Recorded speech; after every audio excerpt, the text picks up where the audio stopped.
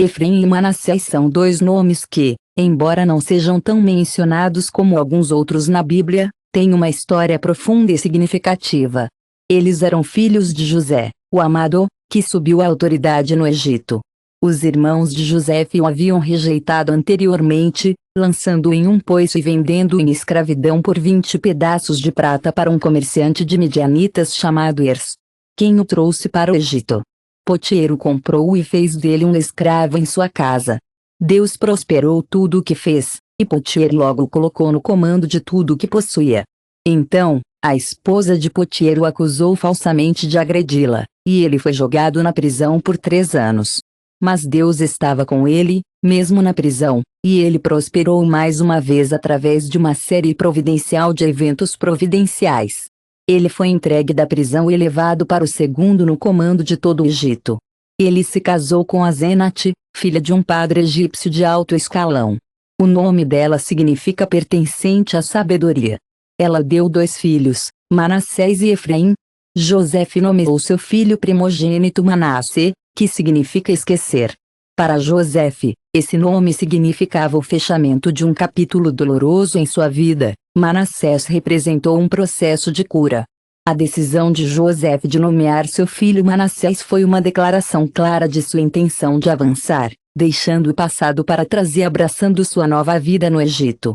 Ele nomeou seu segundo filho Efraim, um nome que significava fruticidade e prosperidade, para ressaltar a abundância que recebeu no Egito, apesar dos anos de sofrimento e separação. A família de José o abençoou com sucesso e prosperidade além de seus sonhos mais loucos.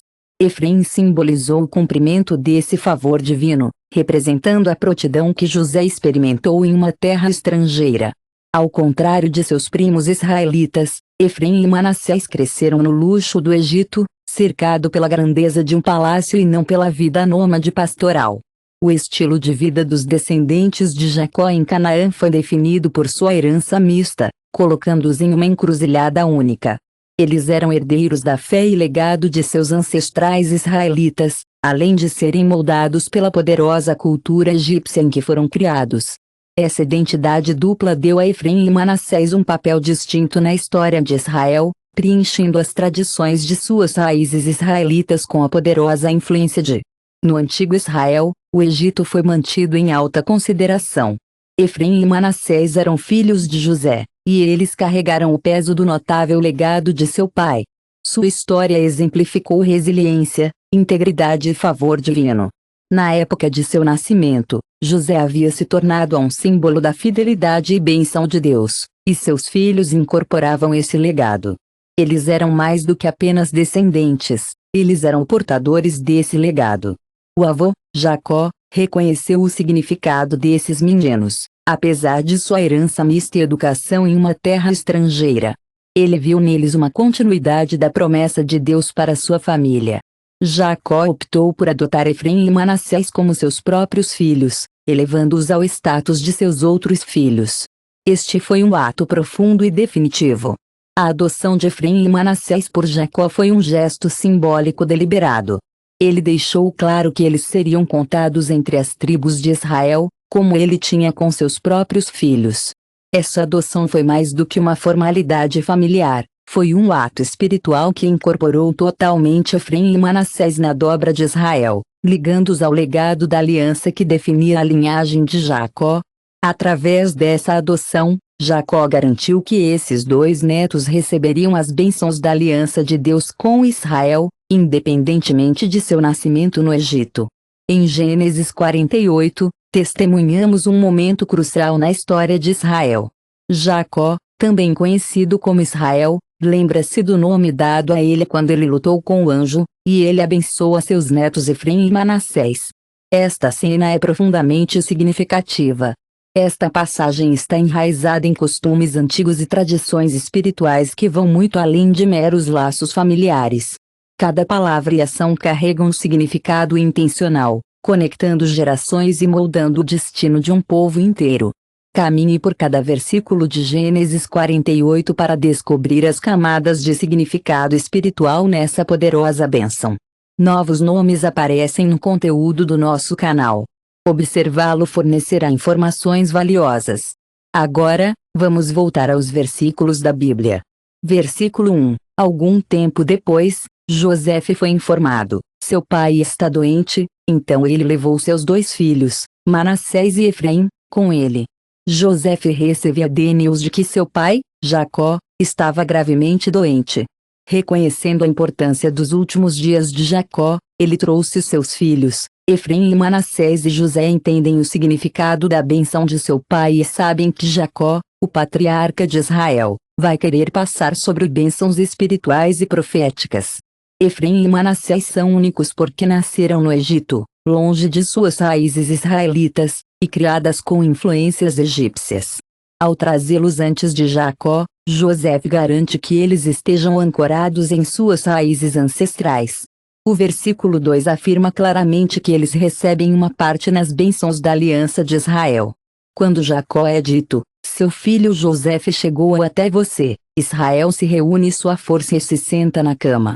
Apesar de ser fraco quase à morte, Jacó reúne sua força para receber José. Notavelmente, o texto se refere a ele como Israel, enfatizando seu papel como portador da aliança, em vez de apenas um pai moribundo. Isso é mais do que um evento pessoal, é um momento significativo na história dos israelitas. Este é um evento fundamental para a linhagem de Israel. Jacó está prestes a promulgar um ritual espiritual que incluirá formalmente Efraim e Manassés nas promessas de Israel, estendendo a aliança de Deus além de seus filhos imediatos a seus netos. Os versículos 3 a 4 afirmam que Jacó disse a José: Deus Todo-Poderoso me apareceu em luz na terra de Canaã, e lá ele me abençoou e disse: eu vou te tornar frutífero e aumentar seus números. Vou fazer de você uma comunidade de povos e darei a esta terra como uma posse eterna para seus descendentes atrás de você. Jacó relata seu encontro com Deus em Luz ou Betel. Aqui, Deus abençoa Jacó e reafirma as promessas feitas inicialmente ao seu avô, Abraão. Essas promessas incluem a multiplicação dos descendentes de Jacó e a posse de Canaã como uma herança eterna.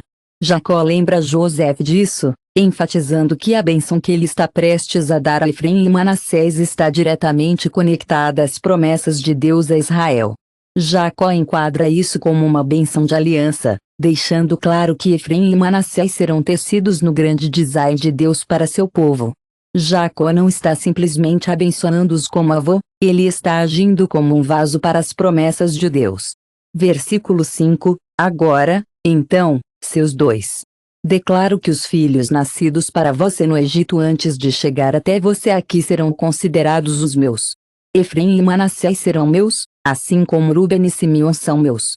Jacó adota Efraim e Manassés, colocando-os em pé de igualdade com seus próprios filhos. Este ato é profundo porque incorpora esses 2 meninos na herança de Israel. A herança era tipicamente limitada a filhos com netos. A bênção de Jacó de Efraim e Manassés através de seus pais, elevando-os acima dos primeiros origens habituais, garante que eles recebam uma porção dupla da herança. Esse movimento estratégico estabelece Efraim e Manassés como a cabeça de suas próprias tribos em Israel, marcando uma mudança significativa de serem meros descendentes de José para se tornar líderes por si só. Essa adoção simboliza que as promessas de Deus se estendem além da linhagem direta, abrangendo uma comunidade mais ampla e inclusiva. Gênesis 6 deixa claro que todos os que são incorporados em sua aliança são adotados. O versículo 6 afirma que qualquer criança nascida para você depois delas será seu no território que herdam. Eles serão reconhecidos sob os nomes de seus irmãos. Jacó deixa inconfundivelmente claro que os futuros filhos de José não receberão o mesmo status que Efraim e Manassés.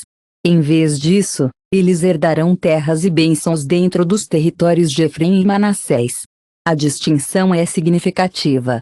Ele enfatiza que Efraim e Manassés ocupam um local único e elevado em Israel. As instruções de Jacó deixam claro que Efraim e Manassés suportarão o legado primário de José e serão nomeados entre as tribos de Israel como patriarcas fundadores. O ato de Jacó é profético e ligação. Ele está designando Efraim e Manassés como acessórios permanentes na identidade de Israel. 7. Eu estava voltando de Padom para minha alma quando Sor Raquel morreu na terra de Canaã. Ainda estávamos a caminho, uma pequena distância de Éfrate. Então eu a enterrei lá ao lado do caminho para Éfrate, isto é, Belém. Jacó lembra a perda de Raquel, sua amada esposa e mãe de José. Esta lembrança acrescenta uma profundidade emocional à bênção, pois o carinho de Jacó por José está parcialmente enraizado em seu amor por Jacó. Liga Efraim e Manasse ao legado de Raquel, mencionando sua morte. Jacó ficou profundamente triste com a passagem prematura de Raquel, e Efraim e Manassés simbolizam a continuação de sua linhagem. Este momento homenageia a memória de Raquel e ressalta o significado da bênção que Jacó está concedendo a eles, a herança dos vivos e dos partidos, versículos 8 a 9. Israel viu os filhos de José e perguntou sobre eles. José respondeu que eles eram os filhos que Deus havia lhe dado. Então Israel disse: traga-os para mim para que eu possa abençoá-los. Jacó reconheceu formalmente Efraim e Manassés antes de prosseguir com a bênção, perguntando: quem são esses? Jacó convidou José a apresentar seus filhos pela bênção, marcando o início oficial do ritual. José reconheceu isso. Os filhos de Jacó são um presente de Deus, refletindo seu lugar no plano divino. A diretiva de Jacó para trazê-los para ele significa a gravidade do momento. Ele está se preparando para promulgar uma tradição sagrada que abençoará e estabelecerá esses meninos dentro do legado de Israel. O versículo 10 mostra que a visão de Israel estava falhando devido à velhice, e ele mal podia ver. José aproximou seus filhos. Ele e seu pai os beijaram e os abraçaram. A visão física de Jacó está falhando, mas seu insight espiritual é nítido. O símbolo de seu desvio iminente deste mundo é sua visão falhada. Suas ações são deliberadas. Seu abraço e beijo significam afeto e aprovação, mas eles também representam aceitação na família da aliança. Essa bênção não é apenas uma formalidade, é uma declaração. Efraim e Manassés pertencem ao povo escolhido de Deus. O beijo e o abraço são uma manifestação física do compromisso de Jacó de incorporá-los totalmente à identidade de Israel. Versículo 11, Israel disse a José: eu nunca esperava ver seu rosto novamente, e agora Deus me permitiu ver seus filhos também. Jacó expressa sua gratidão e se maravilha com a generosidade de Deus. Anos antes, Jacó acreditava que José ele estava perdido para ele para sempre. Ele se reuniu com José e também conheceu os filhos de José. Este momento captura a profundidade da providência de Deus e a maneira pela qual Deus restaura a esperança e a realização. As palavras de Jacó refletem uma sensação de reverência e gratidão, reconhecendo que os planos de Deus geralmente excedem as expectativas humanas. Essa reunião com a família de José é uma prova da fidelidade de Deus. Os versículos 12 a 13 mostram José removendo-os dos joelhos de Israel e se curvando com o rosto no chão. José então leva os dois, Efraim à sua direita, em direção à mão esquerda de Israel, e Manassés à sua esquerda, em direção à mão direita de Israel. Ele os aproxima dele. José prepara seus filhos para a bênção, posicionando-os de acordo com a tradição. Manassés, como o primogênito, é colocado para receber a principal bênção. As ações de José indicam claramente seu respeito e reverência pelo papel de seu pai como patriarca e o ritual sagrado da primogenitura. Ele posiciona Efraim, o mais jovem da esquerda de Jacó, e a si mesmo à direita de Jacó, um reflexo claro do significado cultural da primogenitura e da crença de que o primogênito tem direito a uma maior parcela de honra e herança. Ele reconheceu que essa bênção está enraizada na aliança com Deus. Versículo 14. Jacó estendeu a mão direita e a colocou na cabeça de Efraim, embora Efraim fosse o mais jovem. Atravessando os braços, ele colocou a mão esquerda na cabeça de Manassés, embora Manassés fosse o primogênito. Em um movimento surpreendente e deliberado, Jacó cruzou os braços, colocando a mão direita em Efraim, o irmão mais novo. Este ato desafia a tradição. A mensagem de Jacó é clara: os planos de Deus para Efraim são distintos e ele superará Manassés em destaque. Este é um ato profético deliberado, mostrando que as bênçãos de Deus não estão vinculadas pelos costumes humanos. A escolha de Jacó reflete uma visão divina que transcende as expectativas usuais de primogenitura e hierarquia. Versículo 15. 16 Então ele abençoou José e disse: que o Deus diante de quem meus pais Abraão e Isaque andaram fielmente, o Deus que tem sido meu pastor a vida toda até hoje, o anjo que me entregou de todos os danos, abençoe esses meninos. Jacó começa invocando claramente o Deus diante de quem seus ancestrais, Abraão e Isaque, caminharam fielmente. Essa abertura é fundamental, pois conecta Efraim e Manassés à linhagem patriarcal e ao relacionamento da aliança estabelecida por Deus com Abraão, então Isaque, e depois o próprio Jacó. A referência de Jacó a Deus que tem sido seu pastor é profundamente significativa, pois descreve Deus como a abertura imediatamente estabelece uma conexão entre Efraim e Manassés, junto com seu lugar na linhagem patriarcal e na aliança estabelecida por Deus com Abraão, depois Isaque e depois Jacó. O uso de Jacó da frase "o Deus que tem sido meu pastor" é significativo. Ao descrever Deus como seu pastor, Jacó ressalta a orientação, o cuidado e a proteção contínuos que recebeu ao longo de sua vida, apesar de enfrentar inúmeras dificuldades. Essa imagem de Deus como pastor significa um relacionamento pessoal no qual Deus lidera ativamente, fornece e observa seu povo. Além disso, Jacó menciona o anjo que o libertou de danos, provavelmente lembrando sua própria experiência. Os encontros de Jacó com Deus, particularmente o misterioso luta livre com o anjo em Gênesis 32, destacam isso. Ao destacar esse aspecto da intervenção de Deus, Jacó enfatiza o papel de Deus como protetor e redentor, acrescentando uma camada profunda à bênção. Ele não está apenas esperando a boa sorte de Efraim e Manassés, ele está invocando a presença protetora ativa de Deus sobre eles, semelhante a como Deus ele o protegeu ao longo de sua vida. A frase "que eles sejam chamados pelo meu nome e pelos nomes dos meus pais, Abraão e Isaque" claramente significam o desejo de Jacó por Efraim e Manassés de estar firmemente enraizado na identidade e nas promessas de Israel.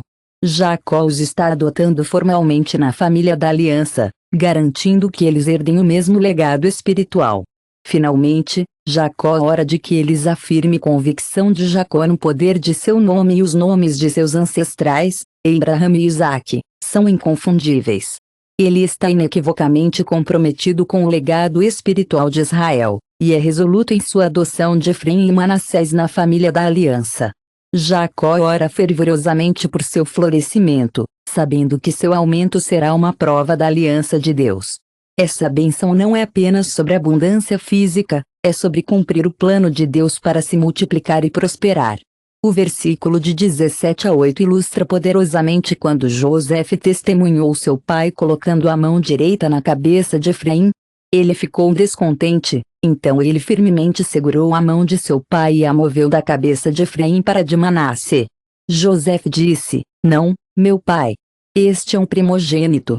Coloque a mão direita na cabeça dele."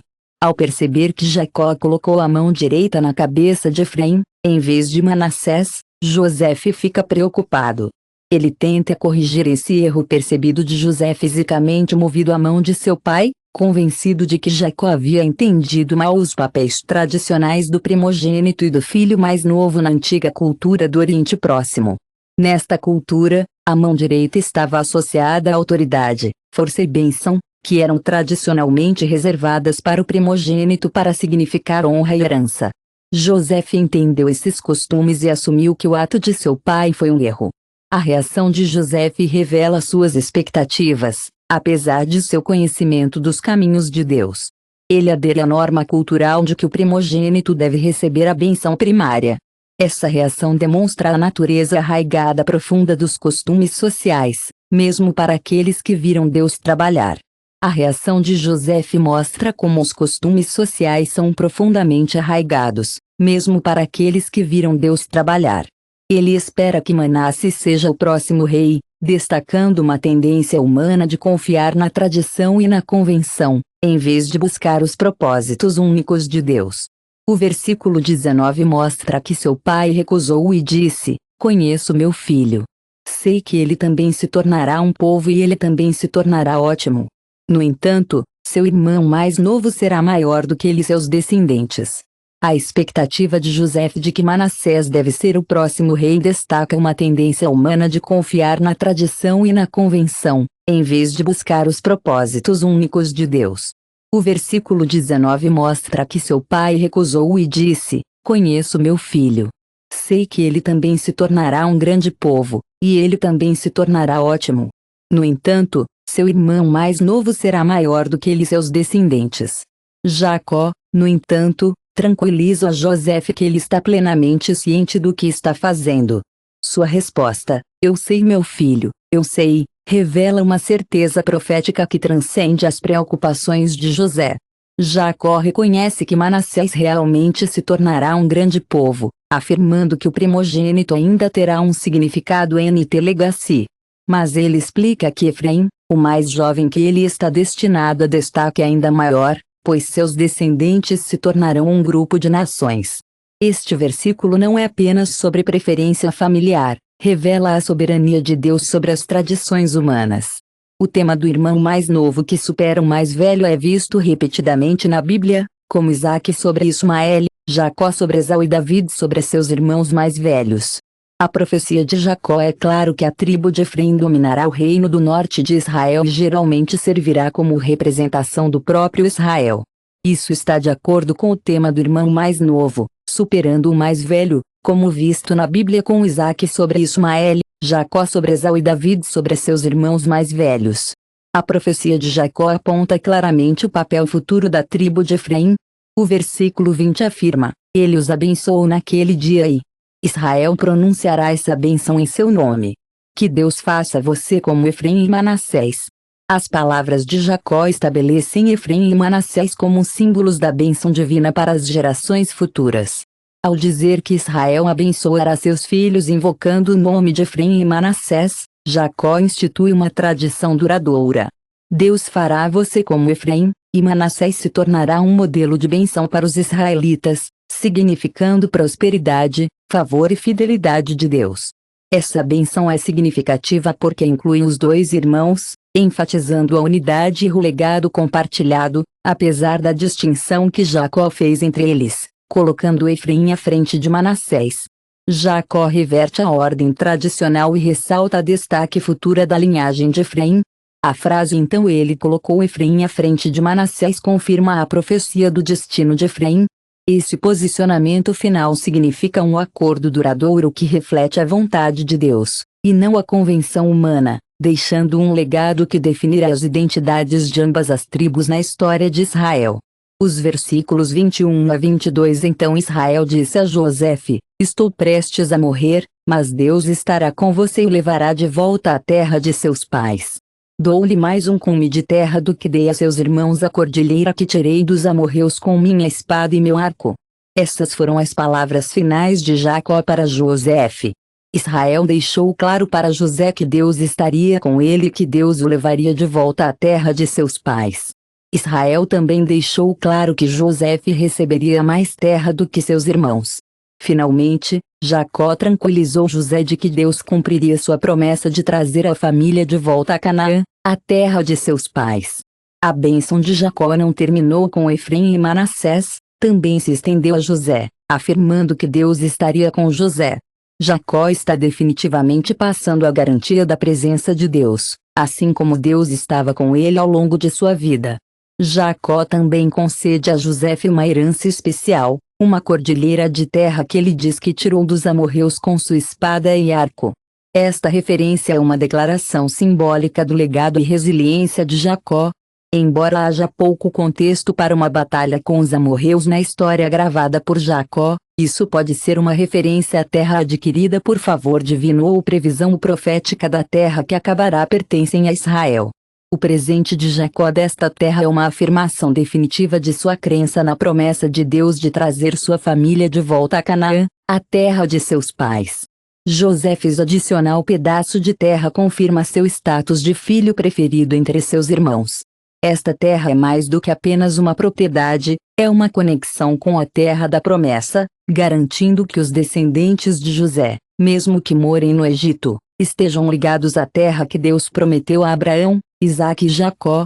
Com essa bênção, Jacó solidifica o papel de José como uma figura-chave na família, afirmando que seu legado, incorporado em Efraim e Manassés, está profundamente entrelaçado com o futuro de Israel. A Câmara de Judá e sua conexão com Efraim são tópicos críticos que devem ser discutidos. A relação entre Efraim e a casa de Judá é uma das mais complexas e significativas da história de Israel. Desde o início, essas duas tribos estavam prontas para desempenhar papéis fundamentais na nação emergente. A bênção de Jacó em Gênesis 48 lançou as bases para o que se tornaria um legado duradouro. Enquanto Efraim e Judá compartilharam as promessas da aliança, seus caminhos divergiram de maneiras importantes, dando origem a um relacionamento que às vezes era marcado pela rivalidade. Tensão e divisão caracterizaram alguns momentos, enquanto a unidade e a cooperação caracterizaram os outros. O filho mais novo de José, Efraim, recebeu uma elevação inesperada sobre seu irmão mais velho, Manassés, através da bênção profética de Jacó. Esta decisão estabeleceu Efraim como uma tribo central dentro de Israel. Com o tempo, Efraim se transformou em uma tribo proeminente e poderosa, ganhando influência tanto na força militar quanto no prestígio social. O destaque de Efraim tornou-se associado às tribos do norte de Israel, muitas vezes visto como um líder entre eles. A tribo de Judá recebeu grande importância, especialmente com a linha de reis começando com Davi. Isso estabeleceu a autoridade de Judá como a tribo da realeza e da liderança espiritual. A cidade de Jerusalém, localizada em Judá, tornou-se o centro da adoração e governança de Israel, solidificando ainda mais a importância da tribo. A divisão entre Efraim e Judá, embora inicialmente menor, tornou-se cada vez mais pronunciada, pois ambas as tribos buscavam papéis de liderança no desenvolvimento de Israel. Enquanto Efraim mantinha o poder militar e econômico, especialmente dentro dos territórios do norte, a autoridade de Judá. O contraste no poder e influência entre as tribos de Judá e Efraim estava enraizado em sua linhagem real e autoridade espiritual sobre a cidade de Jerusalém. Enquanto Judá reivindicou um lugar especial na identidade de Israel através de seus reis davidosos, Efraim se via como uma contraparte igual ou superior a Judá.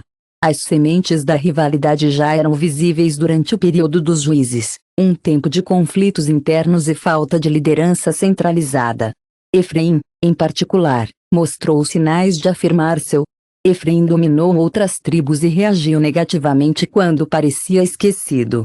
Nos Juízes 8, depois que Gideon levou Israel à vitória sobre os midianitas, os homens de Efraim o confrontaram, sentindo-se menosprezados por não serem incluídos desde o início da batalha. Essa reação destaca o desejo de reconhecimento de Efraim. O domínio de Efraim sobre outras tribos é evidente em sua reação a ser negligenciado. Nos Juízes 8, após o triunfo de Gideon sobre os midianitas, os homens de Efraim o confrontaram, sentindo-se menosprezados por sua exclusão desde o início da batalha. Essa reação destaca seu desejo de reconhecimento e respeito dentro da nação. Da mesma forma, nos Juízes 12, Efraim confrontou Jefa, outro juiz, levando a um conflito sangrento entre Efraim e as tribos orientais. Isso expõe ainda mais a sensibilidade de Efraim e a sua posição entre as tribos. Como Israel passou do período dos juízes para a monarquia, a tensão entre Efraim e Judá cresceu. Israel experimentou um período de unidade e expansão sob a liderança de Davi, apesar do apoio inicial de todas as tribos, incluindo Efraim. No entanto, a rivalidade entre Efraim e Judá persistiu, pois Efraim achou desafiador aceitar a ascensão de Judá à preeminência, especialmente quando o reinado de Davi se solidificou. Nos Juízes 12, Efraim confrontou Jefa, outro juiz, levando a um conflito sangrento entre Efraim e as tribos orientais. Isso expôs ainda mais a sensibilidade de Efraim e a sua posição entre as tribos. Como Israel passou do período dos juízes para a monarquia, a tensão entre Efraim e Judá cresceu. Solomão, o primeiro rei de Israel, veio da tribo de Benjamim, que mantinha estreitos laços geográficos e políticos com Efraim. No entanto, a queda de Sol e a ascensão de Davi da tribo de Judá trouxeram uma mudança no equilíbrio do poder. O reinado de Davi estabeleceu a fundação da monarquia unida e, sob a sua liderança, Israel experimentou um período de unidade e expansão. Davi recebeu apoio inicial de todas as tribos, incluindo Efraim, mas a rivalidade entre as tribos permaneceu sob a superfície. Efraim, conhecido por sua influência, pode ter achado desafiador aceitar a ascensão de Judá à preeminência, especialmente porque o reinado de Davi solidificou a de Judá. Israel experimentou um período de unidade e expansão. Davi recebeu apoio inicial de todas as tribos, incluindo Efraim. No entanto, a rivalidade entre as tribos persistiu. Efraim, conhecido por sua influência, pode ter achado desafiador aceitar a ascensão de Judá à preeminência, especialmente porque o reinado de Davi solidificou o papel de Judá como a tribo da autoridade real. O reinado de Salomão, filho de Davi, foi marcado pela prosperidade e pela construção do templo em Jerusalém, ancorando ainda mais a influência espiritual e política de Judá. No entanto, a regra de Salomão também introduziu políticas que colocaram encargos significativos nas tribos do norte, incluindo Efraim, que sentiu. A tribo de Judá, sob o reinado de Salomão, o filho de Davi, experimentou um período de notável prosperidade, marcada pela construção do templo em Jerusalém, que solidificou ainda mais sua influência espiritual e política. No entanto, o governo de Salomão também introduziu políticas que colocaram encargos significativos nas tribos do norte, incluindo Efraim, que sentiu o peso dos impostos pesados e da mão de obra forçada. Isso levou ao ressentimento entre as tribos do norte, particularmente Efraim, que se via como um contribuinte igual ao sucesso de Israel, mas cada vez mais parecia um subordinado sob o domínio de Judá. O palco estava preparado para a divisão. Após a morte de Salomão, o descontentamento ferveu entre as tribos do norte. Essas tensões culminaram na divisão do reino. Reoboão, filho de Salomão, herdou o trono e enfrentou uma crise imediata. Representantes das tribos do norte lideradas por Jeroboão e Efraimita solicitaram alívio dos pesados encargos que Salomão havia imposto. As tribos do norte foram descontentes após a morte de Salomão. Eles exigiram alívio dos impostos pesados que Salomão havia colocado sobre eles. Reoboão rejeitou seu apelo e ameaçou o tratamento mais severo. As tribos do norte se rebelaram, dividindo-se da monarquia davídica e estabelecendo o reino do norte de Israel com Jeroboão como seu rei. Isso era mais do que uma secessão política, foi uma afirmação simbólica da rejeição de Reoboão de Efraim e a ameaça subsequente de tratamento mais severo levou à rebelião das tribos do norte, dividindo-se da monarquia davídica e estabelecendo o reino do norte de Israel com Jeroboão como seu rei. Isso era mais do que uma secessão política, foi uma afirmação simbólica do desejo de Efraim por autonomia e liderança.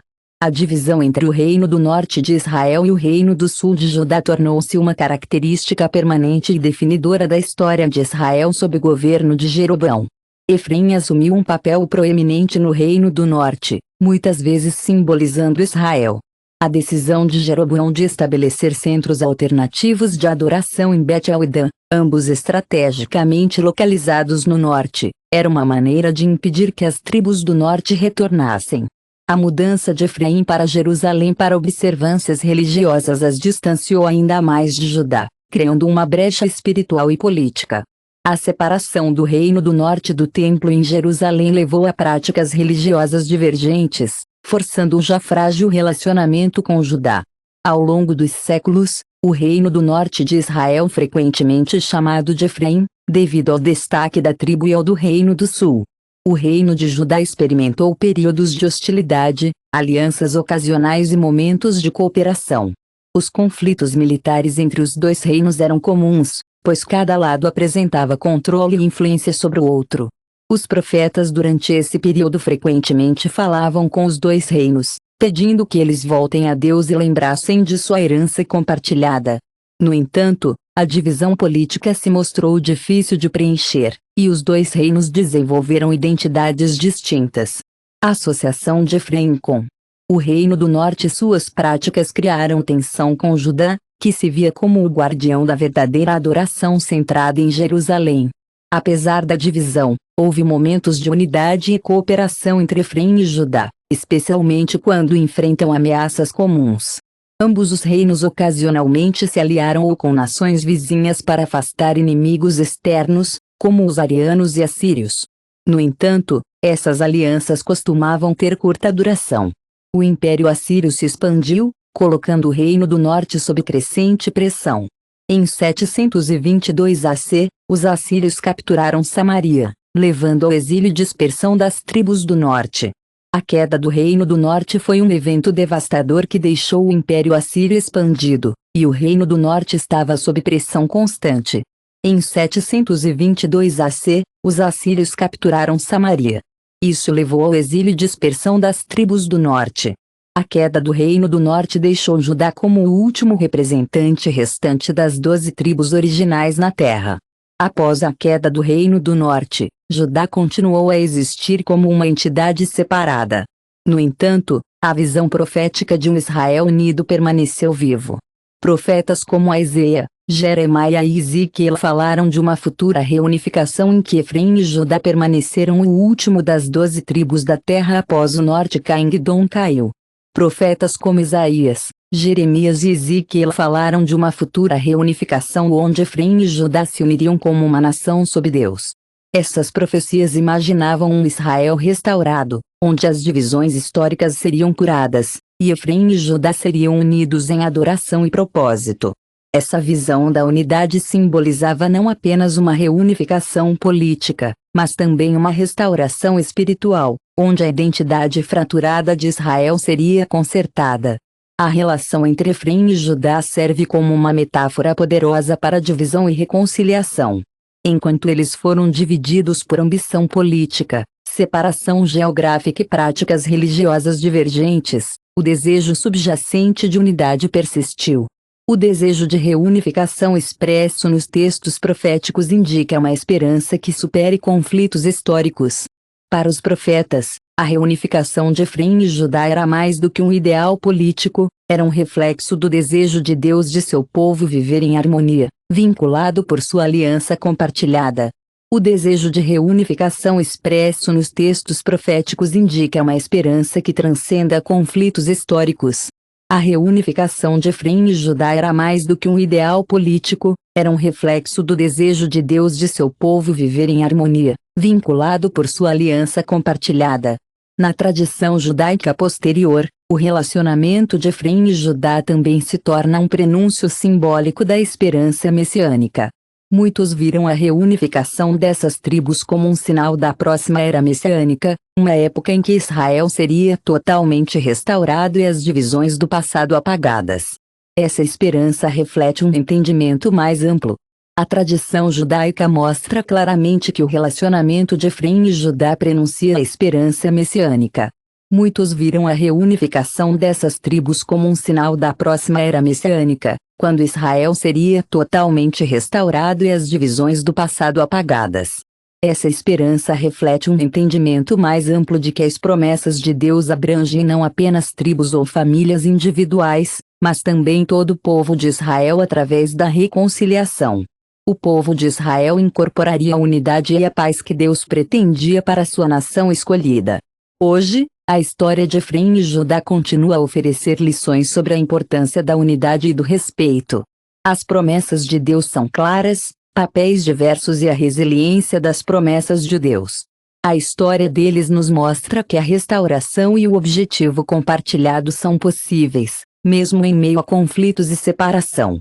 A ascensão de Efraim na linha real do norte e Judá no sul ilustram como diferentes forças podem contribuir para o bem-estar do povo. A história de Efraim e Judá demonstra como diferentes forças podem contribuir para o bem-estar de uma comunidade maior quando guiadas pela fé e pelo convênio. Se essa história forneceu novas ideias, dê a este vídeo um polegar para cima e se inscreva. Ao assinar, você se juntará a uma comunidade dedicada a explorar essas histórias poderosas, encontrar significado e crescer juntos. Compartilhe essa jornada conosco e vamos descobrir a sabedoria e a força que essas verdades antigas ainda nos oferecem hoje. Obrigado por assistir, e estamos ansiosos para vê-lo no próximo vídeo.